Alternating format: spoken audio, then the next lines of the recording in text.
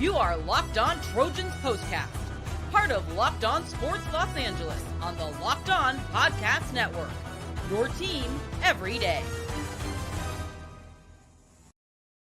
Oh, gosh, that was ugly. Really ugly, especially in the fourth quarter. It was interesting in the first half. There was a glimmer of hope in the third quarter. Then the fourth quarter happened. Oh, God, embarrassing. Not over yet, but yeah, it's over. Welcome to the Locked On Trojans Postcast on the Locked On Sports LA YouTube channel, the place to hang out when every game is done. I'm Pete Fox, covering sports in LA for a long time. Since 2007, I worked for ESPN LA and NBC Sports Radio. You can listen wherever you find your podcast on the Locked On Trojans podcast feed. We thank you for allowing us to be your source for your team every day. Well, this one is basically in the books. It's pretty much what we thought would happen. I think it's what Ohio State fans thought would happen against Michigan. And after Michigan upended Ohio State, after being 23.5-point favorites in the shoe, I think Trojan fans, I thought, well, maybe the Trojans can do the same thing and wake up and beat a much better team. And they hung in there. But in the end, the Notre Dame running game was too much. Riley Leonard was too much. And Jayden Maiava was just not enough. And that's what it boils down to for me. I'm sorry. Gary Danielson is a very competent football man. He knows the game. He played the game. He's a good broadcaster, very good broadcaster. Him and Brad Nessler are two of my favorites. But I don't know what the hell he was watching. Clearly, he's done other Trojan games this year. Maiava was not playing in that game. So I don't know that he did his research on Maiava. He was blowing smoke up Maiava's backside for a good portion of this game and clearly did not notice when the passes were bad. The good passes were there. And I definitely will say this about Jayden Maiava. Looked better on hold today, all in all. But 2 pick sixes in the fourth quarter on the 1 yard line, or that's where they were intercepted. I don't know what the line of scrimmage was, but just a few seconds ago, a 100-yard pick six, and then about a minute and a half ago, game time wise, a 99-yard pick six. And Gary Danielson is trying to tell us that the receiver who was, I believe, was it Mekhi Lemon? No, it was Kyron Hudson, fell down. He didn't fall down. He was trying to get back to a pass that was behind him on a go route from the 10-yard line, and the defensive back put his hand on him a little bit, and he fell down. But it wasn't because he fell down. It was because it was a bad pass. Oh, God. Gil Ruiz says, somebody lend me $90 million so I can get rid of this guy. Gil, I don't know that it is Lincoln Riley's fault. He's kind of dealing with what the hand he's been dealt, and he does not have a quarterback. Jayden Maiava is okay. He is a very capable backup. If your starter gets hurt, you put Jayden Maiava in, you're like, we got something here. It's better than nothing. But as the starter, because you don't like Miller Moss, and I'm not saying Miller Moss is better, it's just that neither one of them are good enough. And the Trojans need to spend money there. That's what they need to do this offseason as they get ready for the Sun Bowl or some garbage middle of December bowl like that. It's just not, and there is a small window of hope that Jayden Maiava could be the guy with a whole offseason. But granted, look, let's back up a year. These guys were competing for the job. It was a toss-up because Miller Moss and Jayden Maiava were both there last year. Who's going to be the starter? So Miller Moss won the job. And then he gave it to Jayden Maiava because he's got more tools. No, he doesn't. He's got a better arm. That's it. But he does not, absolutely does not have more touch than Miller Moss. And that's saying something because Miller Moss doesn't have any touch either. I look at Jayden Maiava and I go, yeah, he can throw, he can zip the pass to find a receiver that's open, right? Yeah, he looks good. That touchdown to Jacoby Lane to make it a one-score game late in the game. Great pitch and catch. Gary Danielson, great route, great throw. No, it's average. A quick little slant pattern from the 8-yard. This is when I get frustrated with play callers in football. When you see a play like that happen, that's just so easy. Run a quick little slant pattern. The defender's going to be behind you. If you've got a capable receiver who's a bigger guy and your quarterback can throw it at all, you just throw a quick little slant. It is the easiest play in sports or in football to complete because the receiver has inside leverage on the running back or the defensive back. It's just throw the pass there. And that's what he did. And it worked. It looks easy. It is easy. And maybe I'm making it sound easier than it actually is, but it's not brilliance by any stretch of the imagination. Steve Young to Jerry Rice was so frustrating for people who weren't Niners fans because it happened all the time and it looked so damn easy because those guys made it easy because it's not a hard play to run and it's a very hard play to defend. So when you see Jayden Maiava throw that pass to Jacoby Lane on the money, he did it twice, 2 times. It worked great. Yeah, I don't know why they didn't do it all the time. They kept trying to run that fade route down the sideline. He does not have the touch to throw the fade route unless you want an interception. Now, Trojans just scored a touchdown. So 34-49 now with 39 seconds. Not dead yet. It's frustrating. It's frustrating from the standpoint that they were in this game. They had their shots, but you just don't have the tools to get it done. And then with Woody Marks out of the game, that's a whole nother thing that they had to overcome. I mean, he's their number 1 receiver and without a doubt, their best running back. So Quentin Joyner stepped up admirably. Tip your hat to that guy. 83 yards, average 8 per on 10 carries. So he did a fantastic job filling in for Woody Marks. And Mekhi Lemon had a hell of a day catching the ball. 9 catches for 133 yards. But here's Jayden Maiava's numbers. 27 of 49. 2 interceptions that were returned for scores. Bad passes on the fade route. All over the place. No touch. If Jayden Maiava has to check down, he's generally lost.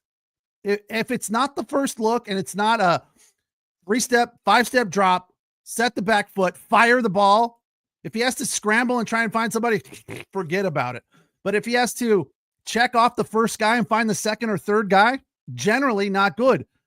There was one to Deuce Robinson in the 4th quarter. That was a fantastic catch for 22 yards where the Trojans were driving, trying to tie the game. Right after that 22-yard catch from Deuce, Quentin Joyner busted off one for 23 yards.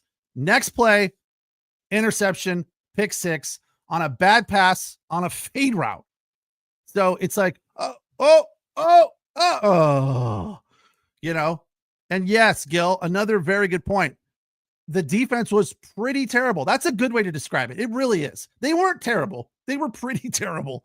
I mean, it wasn't awful because the running game for Notre Dame is legit. Those dudes were busting off 9-yard runs like they were, 3 yards in a cloud of dust. Jeremiah Love early in the game, he didn't even play in the second half. 13 carries, 99 yards. That dude was a first down waiting to happen every time he touched the ball. He would just bust through the line, and you're like, seemingly, did anybody even touch him? And then, the linebackers have to tackle him after a 10, 12-yard gain. And then Jadarian Price comes in, and that guy looks even better. I mean, he's reeling up 20-yard carries, 111 yards. They both had touchdowns. Riley Leonard ran one in as well. He's been doing that all season. I just look at this and I say, if the Trojans had a better quarterback, and it's tough, when Caleb Williams was your guy for 2 years, and then you've got this, Caleb Williams is a stud, Heisman Trophy winner, retired his number today. So congratulations to him for that. The Trojans put it up there under the peristyle entrance. Will no longer be worn by a USC Trojan, number 13. The game has just gone final 49-35. Notre Dame wins it. They're now 11-1 and will get into the playoff. Not surprising. Hope for more. Had our chances. There was glimmers of hope throughout this game. In the 95th meeting between these two schools, the greatest intersectional rivalry in all of sports, they started playing against each other 1926. They were taking trains back and forth. So at the end of the first half, the Trojans tied the game. We'll get into that drive, which I thought was fantastic. Again, we'll talk about some of the bright spots here in this game as we have languished on the downside of this one for the Trojans, that being the quarterback play. Just not good enough as the Trojans lose at 49-35. They finish off their season 6-6. So we'll have to wait and see what fabulous bowl game they get into. It's the Locked On Trojans postcast on the Locked On Sports LA YouTube channel, the place to hang out when every game is done. You can also listen wherever you find your podcast on the Locked On Trojans podcast feed. Today's episode of the Locked On USC Trojans postcast is brought to you by Gametime. Gametime is an app that you put on your phone that helps you buy tickets at a bargain, a discount, a great value, if you will. And they have so many opportunities for you to get really good tickets. They do a lot of cool things to help you find good tickets, like Game Time Picks. Curation makes it easier to save money on more sports, concerts, comedy, theater, etc. They also have something that a lot of people get fooled by on other apps, all in pricing. Sometimes you'll see prices for tickets. Oh, it's $40 to go to the, what did I see? $40 for the Kings coming up. And then you click on it and you look at it, and by the time you're done, it's $250. Like, what happened to $40 a ticket?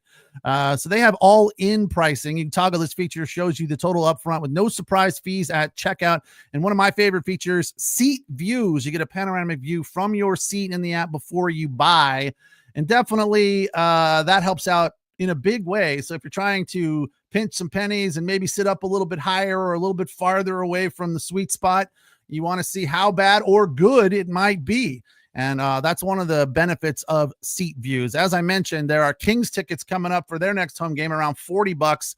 I also saw Clippers tickets for tomorrow night against the Nuggets for like $65. So if you haven't been to Intuit Dome, that's a value right there. Download the Game Time app, create an account, use the code LOCKEDONCOLLEGE for $20 off your first purchase. Terms apply. Again, create an account, redeem the code LOCKEDONCOLLEGE, LOCKEDON COLLEGE, $20 off your first purchase. Download Game Time today. What time is it? It's game time.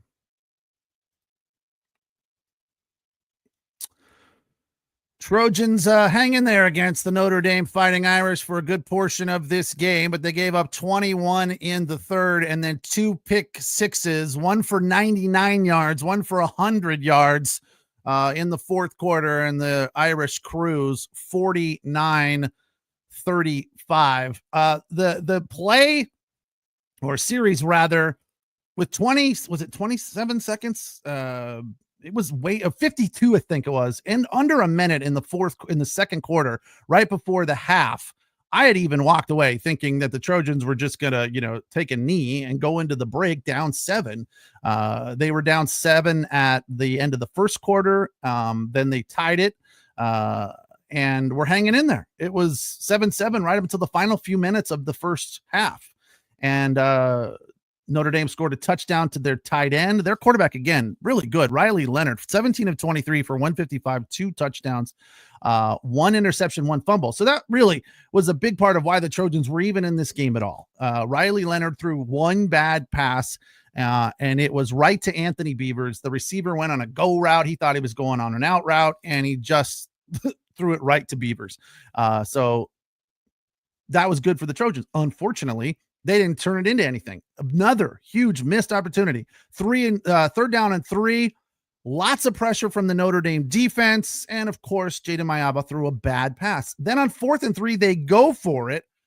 And it was another bad pass. But in my opinion, I would put that more on Riley Leonard. Riley Leonard? Who's Riley Leonard? That's half the Notre Dame quarterback.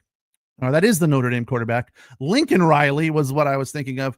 Put this on the Lincoln Riley play call there. On 4th and 3, they run a go route for like 20 yards down the sideline.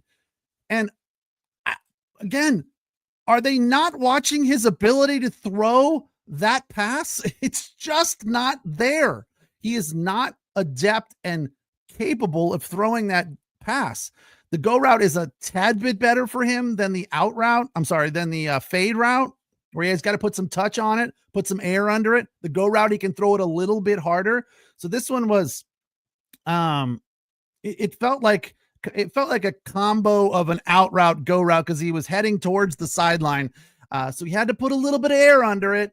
Mackay had his hands on it. It wasn't a terrible pass. I just thought it was a bad play call for 4th and 3 when you're on the 40-yard line. You got to get a first down. You're down. You call something a little bit more conservative. I feel like Riley at times is either too conservative or too aggressive. And then occasionally he makes really good calls. And you're like, why don't we get more of that? It can be really frustrating. There was a 4th down play where they went for it early in the game. It was in the first half. And they got the ball to Zachariah Branch, which is something else I want to get into here in a little bit. And my feeling with Zach Branch is this. We talked about it last week against the UCLA Bruins, and Gavin brought it up, the UCLA postcast host.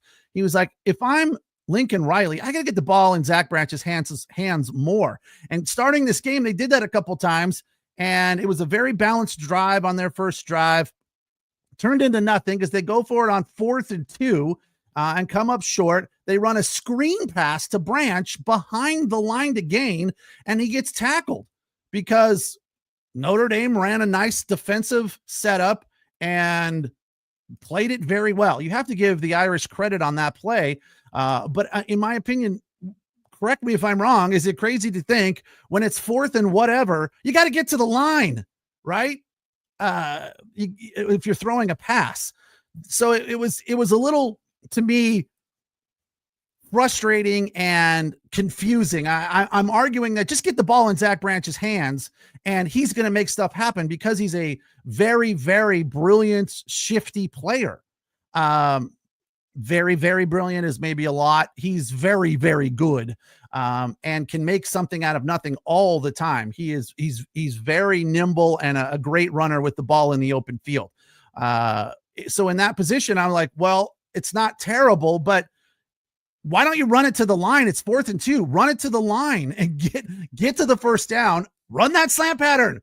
Something where you run the tight end down, turn around, throw a quick little zip pass to him, and you've got the first down. So again, I feel like the play calling is kind of all over the place. There are times when it looks really good. There are times when it looks really bad.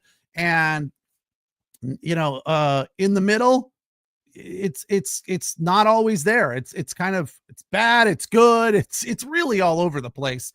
So yeah, there was frustrations early on, to be sure. But, as far as that drive at the end of the first half, under a minute, Notre Dame had just scored. The Trojans get the ball back and they drive right down the field. Easy peasy. 35-yard completion to Mackay Lemon. Then you had a very timely pass interference call against Notre Dame. Got him down to the 12-yard line, 24 seconds. Maiava throws that 12-yard screen pass to Jacoby Lane to tie the game up. It was a fantastic drive. Not screen pass, slant pass. So it worked well. It was easy and showed you what they're capable of. I have to assume that, Notre Dame, if they did that all the time, could adjust their defense and change things. You do have to stretch the field. I also understand that, but throwing the timing routes, the corner routes, the fade routes, we're just not in his repertoire yet. Yes, he did complete that one to Deuce Robinson. Was a nice pass and a fantastic catch. But in crucial 4th down situations, you can't run that play. I feel like it would have been better to give the ball to Quentin Joyner rather, and let him try to bust one around the edge. because he was, banging off those big chunks today. They didn't want to do that either. So the absence of Woody Marks was definitely obvious, something that really hurt the Trojans. But another huge part of this loss for USC today was their inability to stop the Notre Dame running game. The Irish were just running it down their throat into the second half, midway through the third quarter. And it just felt like they were going to milk the clock. But then they had that interception from Anthony Beavers on that bad pass from Riley Leonard. But they turned it into nothing. He just wasted that turnover. Maiava just struggles on scrambling. He struggles on throwing the fade route. And it's just not there. I don't know if it will be next year. I would have to assume in this day and age, in this college football world, the Trojans are going to go out and throw some money at somebody. I don't exactly know how the NIL works. Today, they were talking about, after Ohio State lost to Michigan at the Shoe, that this was the year for Ohio State, a $20 million team. I'm like, what? They've spent $20 million on this team to the point where it's obvious. And apparently that's the case. We hear stories all the time. The quarterback at the University of Tennessee, he's a Southern California kid. They paid him $8 million to be there for 4 years. I mean, they call it the Wild West for a reason. You can do whatever you want. I don't think there are any rules or restrictions when it comes to NIL. They probably have to pretend like it's coming from somebody. I don't know if they can just go from the school to the player, here's X millions of dollars. But they can say, hey, go talk to so-and-so who owns such and such business, and he'll put you on staff, and then we're going to get you $3 million or whatever. I don't know how it works, but it's definitely an opportunity to get a better quarterback. And I have to assume that's what the Trojans are going to do, because I do not believe, as much as Gil wants $90 million to buy out Lincoln Riley, I do not believe that is going to happen. They are not going to say, Lincoln, we know we've got you on contract for another 7 years, but we don't care. Here's 90 million, kick rocks. It's not going to happen. It's not going to happen next year anyway. It might happen in a couple of years. There's no way it's going to happen next year. This Trojan team was kind of snake bit all year, leading in the fourth quarter of every game except today, and coming away with losses. So yes, there is a problem. I don't know that it's all Lincoln Riley. The defense obviously improved. So they got better in one phase of the game. They just got worse in the other. Trojans fall today to the Fighting Irish 49-35. It's a Locked On Trojans postcast on the Locked On Sports LA YouTube channel. The place to hang out when every game is done. Tonight's episode of the Locked On Trojans postcast brought to you by FanDuel. Get ready to tackle the NFL action with FanDuel, America's #1 sports book. Right now, new customers can bet $5 and get $150 in bonus bets if you win that first bet. The FanDuel Sportsbook app gives you everything you need to place live bets in the middle of the game, all in one place, especially on the NFL. So when you get a hunch in the middle of that game, you can check out the latest stats and see if you're going in the right direction. View live play-by-play and so much more, all on the same page where you place your bets. FanDuel.com. Join today. You get started with $150 in bonus bets if you win that first bet. So no pressure there. Get that first bet in there, make it a winner, and you'll get $150 in free bets. From FanDuel.com, never waste a hunch and make every moment more with FanDuel, an official sportsbook partner of the NFL. Trojans fall today, losing their final regular season game to the Fighting Irish 49-35. They finished the season at 500-6-6, well below what everyone hoped for and more importantly, what everyone expected. 4-2 at the Coliseum this year. Plenty of opportunities to win big games. They could have beat Penn State. They should have beaten Minnesota. So many what ifs, right? I mean, we could sit here and cry over spilt milk all day long if we want to. But yeah, it started off good with a win over LSU, then Utah State 48-0. They could have beat Michigan. They should have beat Michigan. That game, they had that game. Just absolutely farted it away. They did beat Wisconsin, lost to Minnesota, lost to Penn State. So that should, at that point, Minnesota was a winnable game. Penn State was a winnable game. If they win both of those, they are 5-1. Then they lose a 1-pointer to Maryland, another winnable game. That should have made them 6-1. You beat Rutgers, that's 7-1. They were hanging in there against Washington too, another winnable game.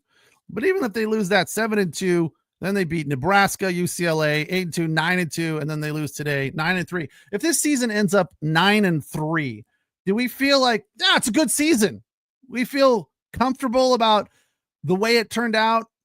Do we feel proud to be a Trojan fan? Do we walk away from this season going, yeah, it's going to get better next year? I don't know. I feel like for Trojan fans, it's the same as it is for Ohio State fans, Alabama fans. If it's not a 2-loss season at worst, then it's a disappointment. It really is. The Trojans tonight could not stop Notre Dame on fourth down. 3 times. 3 times they go for it on fourth down. They couldn't stop them once. They only punted twice. The Trojans forced back-to-back punts in the fourth quarter, which was nice, but it didn't turn into anything. So you just don't have all of the tools in your toolbox that you need. Yes, Woody Marks being out was a big issue, a big problem for them that they really couldn't overcome, I think, and it hurt them tremendously. But as I said, you look at the box score, Quentin Joyner, just got Jayden Maiava on the brain today. Quentin Joyner, 10 carries for 83 yards. He was clutch a few different times. Brian Jackson, 6 carries for 71 yards. So between those two guys, they really filled the gap of Woody Marks, who had 6 carries for 33 yards before he left the game. Maiava, 5 carries for 11 yards. And for some weird reason, they brought in Jake Jensen at some point to take a snap down in the red zone. It's like the 5-yard line, and just ran into the line and was tackled on a weird keeper that made absolutely no sense. There was another point at time in the fourth quarter where the Trojans were down on the goal, on the 1. And Gary Danielson described this one as them getting just way too cute. And I agree. Again, comes back to Lincoln Riley. He's either too boring or too cute, too fancy. Sometimes you just got to walk down the middle of the road. It's let's just run something simple and easy. It can't be, let's not just hand it, because there was plenty of times in Trojan losses where they had the ball. Again, they led in the fourth quarter in all of their losses except today. They had the ball on the goal line and they're just running it into the line, and the defense was better than the offense. The hole wasn't big enough and the running back couldn't get through. They ran it twice that way in that one loss. Can't even remember what game it was, but they ended up, I think it might have been Washington. They came away empty, on the goal line, because they were just running, student body left, and it wasn't fancy enough. Then you get too cute sometimes. You're trying to check down and change the play at the last minute, and then they had to call timeout. Oh, I'm sorry. It was a false start, which backed them up to the 6. And they come away empty there. It's frustrating and mind-boggling sometimes, they bring in Jake Jensen right after that false start. They pull Maiava out and bring in Jake Jensen and then run the ball with him. Who is Jake Jensen? Why are they bringing him in to run the ball? And then they bring Maiava back in and they run the slant pattern to Jacoby Lane for a touchdown. So they didn't come away empty. My apologies. They scored a touchdown there. That made it 35-28. So again, if Maiava can zip the ball into his receivers and it's the first look, he's pretty good. But when he starts to check down or has to scramble or throw that fade route, not very good. Needs a lot of work on that. So we now wait for a, C- bowl game. Pretty sure the Trojans will get into something. It might not even be the Sun Bowl. I mean, that might be too good for them. It might be the Tostitos Bowl. Well, that's a pretty good bowl. It might be one of these December ninth bowls. Maybe they don't even start that early. When do they start bowl games? I don't know. The Trojans are going to be playing early this bowl season. I think it's going to be like in a couple of weeks. So get ready for that. Today, again, good at times. And all in all the criticism I've given to Jayden Maiava today, it's not all on him. I thought he looked a lot better today than he did in the last two games, which were both wins, but they were still times where it didn't look good. And let's face it, the last two teams they faced, not really good teams. UCLA, 5-win team, not going to be in a bowl. And the win before that, Nebraska, also not a very good team. So Maiava has come in and improved things a little bit, but I don't think it's a lot. I don't think it's remarkable. I don't think it's overwhelming improvement for this team with Jayden Maiava as quarterback. Now, will that change next year? We'll have to wait and see. I still believe that they're going to look hard. They're going to get into that transfer portal and try to find somebody who is more experienced and just an all-around better quarterback than both Miller Moss and Jayden Maiava. And who knows, both of these guys could be gone next year as well. I feel like Miller Moss is gone. There's rumors flying around already that he's entering the transfer portal as soon as this season is over. So don't be surprised to see him playing somewhere like Pittsburgh next year. And as for Jayden Maiava, he came from UNLV. Who knows? He might go back there. They're a top 25 ranked team this year without him. Maybe that tells you a little bit of something. 49-35. The Trojans lose this one. Their final regular season game at the Coliseum. They're now 6-6, 4-2 at home, and are bowl eligible. So we'll have to wait and see what bowl they end up in. Thanks for watching. Thanks for listening. Thanks for the comments. We appreciate you allowing us to be your source for your team every day. It's the Locked On USC Trojans Postcast on the Locked On Sports LA YouTube channel. You can also listen wherever you find your podcasts on the Locked On Trojans podcast feed. Don't forget, you can check out Mark Culkin there Monday through Friday doing his Locked On Trojans podcast, breaking it down as well. I'll be back at it tomorrow after Chargers and Falcons, which gets going at 10 o'clock. So make sure you check us out for the Locked On Chargers postcast on the Locked On Sports LA YouTube channel. Thanks for watching. Have a good night. Take care. We'll talk to you tomorrow.